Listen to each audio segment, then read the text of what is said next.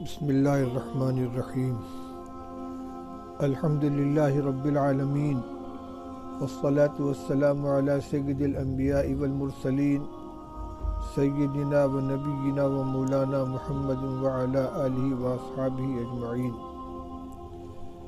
اما بعد۔ محترم علماء کرام، اساتذہ مدارس عربیہ، ائمہ مساجد، ذمہ داران مجالس تحفظ ختم نبوت اور جملہ حاضرین و شرکائے مجلس، آپ حضرات کے علم میں ہے کہ مرکز تحفظ اسلام کے زیر انتظام 5 روزہ ورکشاپ کل مکمل ہوا ہے۔ اس تربیتی کیمپ کے اندر خاص طور پر گوہر شاہیت کے فتنے کا تعارف، ان کے ناپاک گندے عقائد کا تذکرہ اور ان کی نقاب کشائی کی گئی تھی۔ باطل فرقے تو بلکہ باطل جماعتیں اور مذاہب بہت سے ہیں، لیکن اسلام کے نام پر گمراہی پھیلانے والے جو مذاہب ہیں، جو فرقے ہیں، جو جماعتیں ہیں، عام طور پر ہندوستان کے اندر قدیم زمانے سے قادیانیت کا فتنہ لوگوں کی نگاہوں میں تھا۔ کچھ دنوں سے اس میں ایک اضافہ شکیل بن حنیف کے فتنے کا ہوا، اور علاقائی طور پر صدیق دیندار، چن بشیشور، فیاض بھیا اور اس طرح کے دوسرے فرقے بھی سامنے آتے رہے۔ اور دیکھا جائے تو بنیادی طور پر ان تمام کی گمراہی کا تعلق یا تو حضرت عیسیٰ علیہ السلام یا حضرت مہدی علیہ السلام کے بارے میں من گھڑت عقائد اور نظریات سے تھا، یا خفیہ طور پر چور دروازے سے دعوی نبوت سے تھا۔ اس لیے ان تمام فتنوں کے لیے تحفظ ختم نبوت کا پلیٹ فارم، اس کی مجلس اور اس کا عنوان اپنے جامعیت کے ساتھ رد کرنے کے لیے اور امت کو ان فتنوں سے بچانے کے لیے کافی تھا۔ لیکن ابھی مولانا ارشد علی صاحب قاسمی زیدہ مجدہم کے تربیتی بیانات کے کچھ حصے جو میں نے سنے تو سن کر رونگٹے کھڑے ہو گئے کہ یا اللہ، اسلام کے نام پر بھی اس قدر گندے عقائد، جس میں اللہ جل شانہ کی توہین، انبیاء علیہ السلام کی توہین، نبی کریم صلی اللہ علیہ وسلم کی حیثیت کو مجروح کرنا،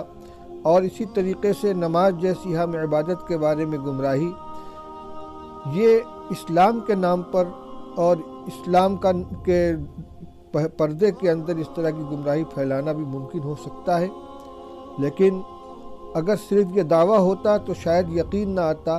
لیکن تربیتی کیمپ کے دوران جب یونس گوہر شاہی کے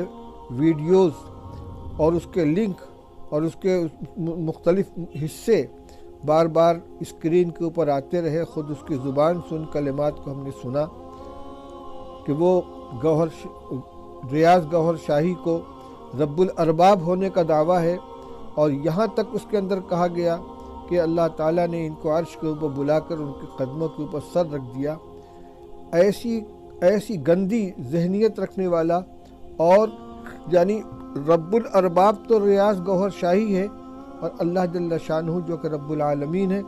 خود ان کا بھی وہ رب ہے، نعوذ باللہ من ذالک۔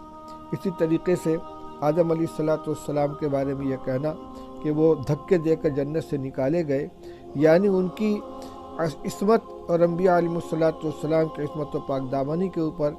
دھبا، اور اس امت کا جو متفقہ عقیدہ ہے انبیاء علیہ السلام کی عصمت کا، اس کا مذاق اڑانا۔ ایسے ہی دیر رات گئے بیان میں نے سنا تو اس میں یہ بھی تھا کہ نماز تو مومنین کے اوپر فرض ہے، ولیوں کے اوپر اور نبیوں کے اوپر نماز فرض نہیں تھی۔ رسول اللہ صلی اللہ علیہ وسلم نے تو صرف امت کو نماز کا عادی بنانے کے لیے نماز پڑھی تھی۔ یہ تو صرف آخر کے چند بیانات کے اقتباسات ہیں جو میں نے سنے، لیکن 5 دن سے ان کی کتابوں سے جو عبارتیں پڑھ پڑھ کر سنائی گئی ہیں اور ان کے مختلف ویڈیوز دکھلائے گئے ہیں، اس سے نہ جانے کیا کیا گندگیاں اور کیا کیا خرابیاں ہیں جو لوگوں کے اندر آئی ہیں۔ اور حیرت اس بات کے اوپر ہے، جیسا کہ عربی کا مقولہ ہے، لِكُلِّ سَاقِطَةٍ لَاقِطَةٌ، ہر پڑی چیز کو اٹھانے والے مل جاتے ہیں۔ ان عقیدوں کے اوپر ایمان لانے والے یا تو وہ ہوں گے کہ جو عقل سے بالکل پیدل ہیں، اندھے ہیں، اور یا کسی لالچ کی وجہ سے، کسی دنیاوی مفاد کی وجہ سے دانستہ اس طرح کے عقائد کے اندر وہ شامل ہو گئے ہیں۔ یونس گوہر شاہی جب اپنے گندے بیانات کرتا ہے تو واہ واہ کی صدائیں بلند ہوتی ہیں، اور چاہے وہ کتنی بھی تعداد کے اندر ہوں، لیکن اس کی ہمنوائی کرنے والے، اس کی بات کی تائید کرنے والے بہرحال کچھ نہ کچھ موجود ہیں۔ ابھی معلوم ہوا کہ گزشتہ دنوں نیپال میں بہت بڑے پیمانے پر ان کا پروگرام ہونے والا تھا۔ وہاں علماء کرام نے، اور خاص طور سے اس میں دارالعلوم دیوبند کی مجلس تحفظ ختم نبوت کی مساعی سے ان کو روکا گیا، اور ان کے بہت لمبا بہت بڑا پروگرام تھا۔ بڑے پیمانے پر انہوں نے ہوٹل بک کرا رکھے تھے اور دنیا بھر سے ان کے ماننے والے اس میں آ رہے تھے۔ تو میرے بھائیوں بزرگوں، اس وقت میں نے جس طریقے سے شروع میں سب کو خطاب کیا ہے، اساتذہ کرام ہیں، علماء کرام ہیں، ائمہ مساجد ہیں، مجالس تحفظ ختم نبوت کے ذمہ داران ہیں، اور عام ایمان والے مسلمان ہیں، ان سب سے مجھے یہ عرض کرنا ہے کہ دنیا کی بڑی سے بڑی مصیبت جھیلی جا سکتی ہے، لیکن ہماری سب سے قیمتی متاع ہمارا ایمان ہے۔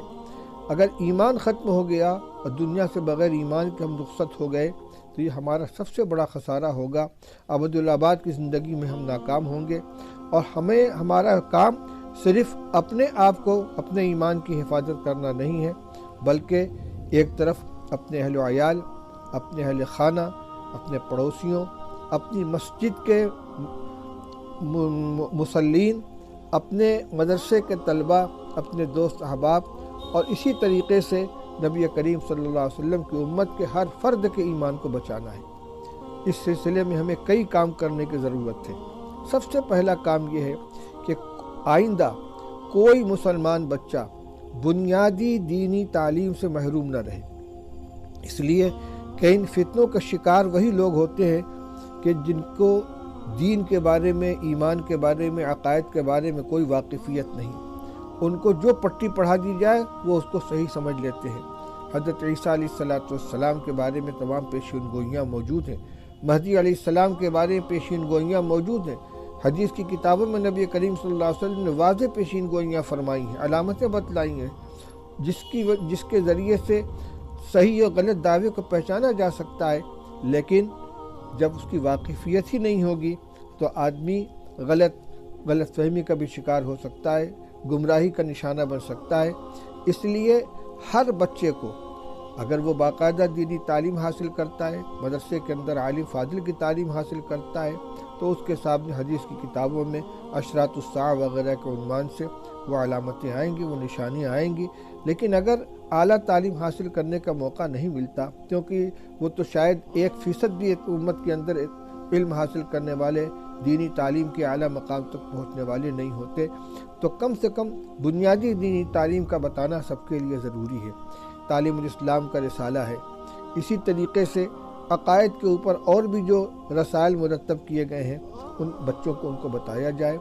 ایمان کی عظمت ان کے دل میں بیٹھائی جائے، نبی کریم صلی اللہ علیہ وسلم کا اور انبیاء علیہ السلام کا مقام و مرتبہ ان کو سمجھایا جائے، انبیاء علیہ السلام کے بارے میں ہمارا کیا عقیدہ ہونا چاہیے، اللہ تعالیٰ کی ربوبیت، اس کی الوہیت، اس کی شان کے بارے میں مسلمان بچوں کو سکھایا جائے۔ اسی طرح عبادات اور معاملات اور اخلاق کی اہمیت اور عظمت ان کو سمجھائی جائے، ان کی تربیت کی جائے۔ قرآن پاک نے ہمیں مکلف کیا ہے، یا ایھا الذین آمنوا قوا انفسکم واہلکم نارا وقودھا الناس والحجارہ علیہا ملائکۃ غلاظ شداد لا یعصون اللہ ما امرہم ویفعلون ما یؤمرون۔ اپنی بھی حفاظت کرنی ہے، اپنے اہل و عیال کی بھی حفاظت کرنی ہے۔ اگر ہم نگرانی نہیں کریں گے، ان کی دینی تعلیم کے انتظام نہیں کریں گے، تو یہ اسی راستے پر چل کر جائیں گے جس کا آخری حصہ جہنم کے گڈھے ہیں۔